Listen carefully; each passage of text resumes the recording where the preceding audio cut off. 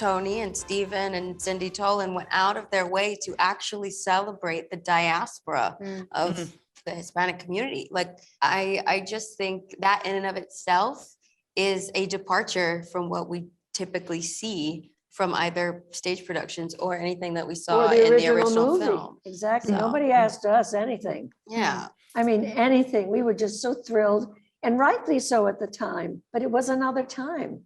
It's not as though that movie really rested on the social mores of that time. It didn't.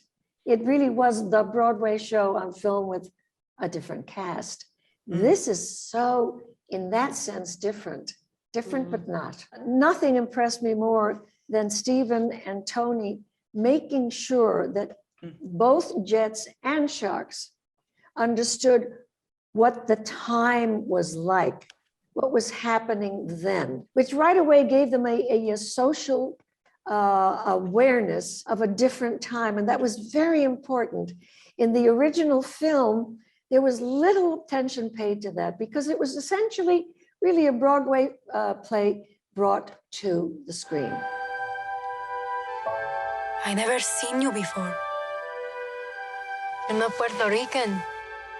Is that okay? I think a huge part of our movie was the historical context, and it became really important to incorporate that into every facet of the film that we could. You know, there was a neighborhood that was disappearing, and when you go back to the Shakespearean text, you don't really know why the Capulets and the Montagues are fighting. They say the fight is a tale as old as time. We can't even remember why it started. And I think it was really important to Tony and to Stephen that you're aware of why they're feuding, but they're feuding for the wrong reasons. And it just gives this dramatic irony that the audience realizes that if they just had a conversation, that things might turn out a little bit differently.